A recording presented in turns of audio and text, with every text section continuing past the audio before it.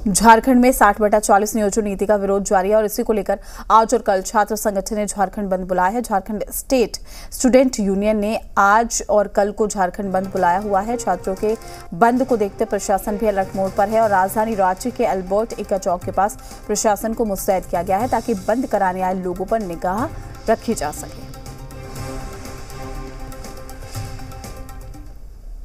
नए नियोजन नीति 60/40 को लेकर लगातार छात्र विरोध कर रहे हैं और इसी को लेकर आज 10 और 11 जून को बंद का आह्वान किया है। झारखंड स्टेट यूनियन के द्वारा आज झारखंड बंद बुलाया गया है, जिसमें आप देखेंगे तो राजधानी रांची में कहीं कहीं पर इसका असर देखा जा रहा है। सुबह में बस स्टैंड के पास कुछ छात्र पहुंचे हुए थे, वहां पर बंद कराने का उन्होंने आह्वान किया था और साथ में देखा जाए तो राजधानी रांची के अल्बर्ट एक्का चौक हो या फिर मोराबादी हो, इन सभी इलाकों में आम तौर पे जो यातायात व्यवस्था है और लोग जो है वो निकल रहे हैं और दुकानें जो है, हालांकि अभी सुबह का वक्त है, दुकान तो बंद है, लेकिन पूरी तरह से जिला प्रशासन अलर्ट मोड पर है।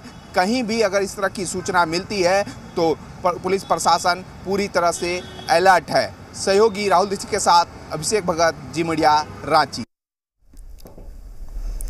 नए स्थानीय नियोजन नीति का विरोध जारी है। आज इसी को लेकर झारखंड में छात्र सड़कों पर उतरे। आपको बता दें कि 60/40 नियोजन नीति के विरोध में झारखंड स्टेट स्टूडेंट यूनियन ने आज और कल झारखंड बंद बुलाया है। राजधानी रांची के खादगड़ा बस स्टैंड पर पहुंचे छात्रों को पुलिस ने खदेड़ा। दरअसल छात्र जबरन बंद कराने के लिए पहुंचे थे।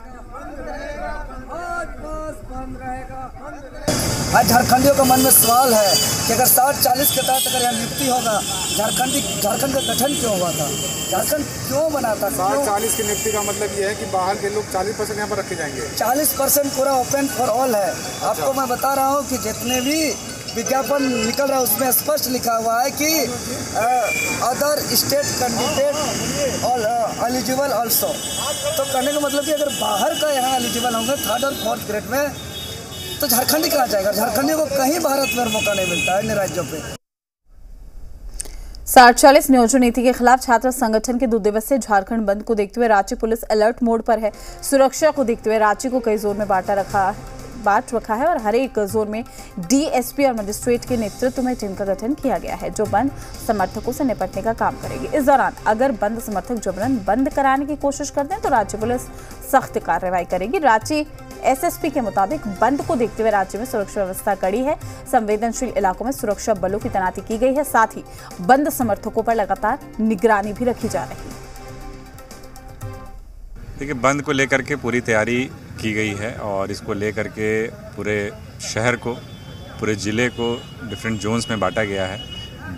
हर जोन की अगुवाई एक सीनियर मैजिस्ट्रेट और डीवाईएसपी रैंक के पदाधिकारी करेंगे।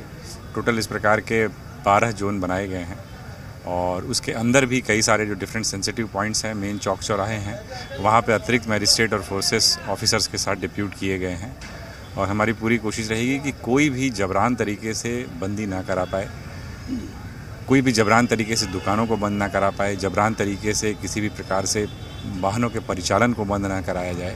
लोकतांत्रिक तरीके से अपनी बात कहने का सभी को हक है, लेकिन अगर कोई कानून को हाथ में लेने की कोशिश करेगा, ज़बरदस्ती अपनी बात को किसी पर थोपने का प्रयास करेगा, तो उनके विरुद्ध कानून सम्मत तरीके से सख्त कार्रवाई की जाएगी।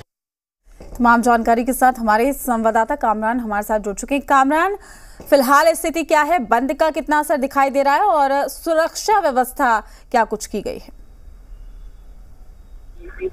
40 के खिलाफ छात्रों ने एक तरीके से आंदोलन का बिगुल फूंका है और चरणबद्ध तरीके से आंदोलन हो रहा है। कल देर शाम जहां मशाल जुलूस निकाल गया है, वहीं 2 दिनों का झारखंड बंद बुलाया गया है। बंद का असर शुरुआती वक्त में देखने को मिल रहा है क्योंकि जो बंद समर्थक हैं वो सड़कों पर निकले हैं। हालांकि अभी वक्त ज्यादा नहीं हुआ है, लेकिन साफ तौर पर बंद समर्थक अगर सड़कों पर निकले हैं तो पुलिस की भी तैनाती पूरी तरीके से की जा चुकी है। और जैसा कि एसएसपी रांची को हम सुन रहे थे, उन्होंने भी साफ कहा है कि जो संवैधानिक तरीके से अपना विरोध प्रकट करते हैं तो तमाम चीजें ठीक रहेंगी, लेकिन अगर जबरन दुकानों को बंद किया जाएगा, लोगों को परेशान किया जाएगा तो कानून सम्मत कार्रवाई भी की जाएगी।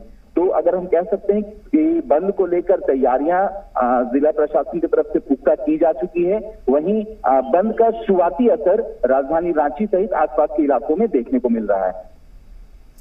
बिल्कुल कामरान, शुक्रिया आपका तमाम जानकारी साझा करने के लिए। अपडेट हम आपसे लेते रहेंगे।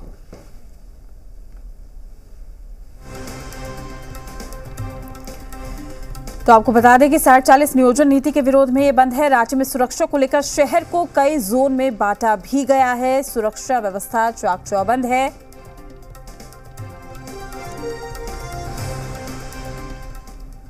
साठ 40 नियोजन नीति को लेकर आज छात्र युवा सड़क पर है और इस पर जेएमएम प्रवक्ता मनोज पांडे का कहना है कि युवाओं के लिए सरकार कटिबद्ध है और उन्होंने कहा है कि 1 लाख युवा को नौकरी और नियुक्ति मिलेगी।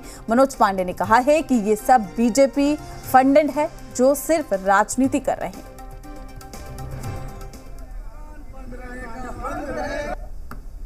जो वाकई में छात्र और युवा हो वो कोई सड़कों पर नहीं है, वो सभी प्रतियोगी परीक्षाओं की तैयारी में मशगूल है। क्योंकि एक बार उम्र पार हो जाएगी उनकी तो फिर दोबारा लौट कर नहीं आएगी। ये बात भली भांति सभी छात्र और युवा जानते हैं और तमाम झारखंडी छात्रों को यह एहसास है कि हमारा रहनुमा, हमारा हितैषी कौन हो सकता है। आज हेमंत सोरेन जी के रूप में उनको एक उम्मीद की किरण जगी है। जितनी नियुक्तियां निकाली गई हैं, जितनी वैकेंसी निकाली गई है और जितनी नियुक्तियां हो रही हैं, अगर सब कुछ ठीक चला तो इस साल 1 लाख से ऊपर छात्र युवाओं को रोजगार मिलेगा। देखिए, जब ये सरकार 2019 में चुनाव के मैदान में थी और उन्होंने झारखंड के नौजवानों से जो वादा किया था, झारखंड के मूलवासी आदिवासी से जो वादा किया था और अपने वादों से जब ये सरकार फिर गई तो बाध्य होकर झारखंड के छात्र, मूलवासी, आदिवासी आज सड़क पर उतर रहे हैं। उन्होंने कहा था कि 1932 का खतियान मैं लागू करूंगा और नियोजन को 1932 की खतियान आधारित नियोजन नीति लाऊंगा। इसका मतलब यही है कि जो झारखंड के यहाँ के मूलवासी हैं, यहाँ के नियोजन में स्थानीयता को प्राथमिकता दी जाएगी। और मैंने देखा कि आज तक 3.5 साल में ये सरकार स्थानीयता को परिभाषित नहीं कर पाई। थोड़ा संजीदगी से सभी चीज़ों को समझने की ज़रूरत है और छात्रों की भावनाओं से हम लोग लगातार अवगत होते रहे हैं और उस निमित्त आप देख रहे हैं किस तरह से भारी संख्या में नियुक्ति निकल रही है और हमें लगता है कि सभी चीज़ों को छोड़ करके एक बार नियुक्ति प्रक्रिया पे ध्यान देते हुए तैयारी में लगनी चाहिए।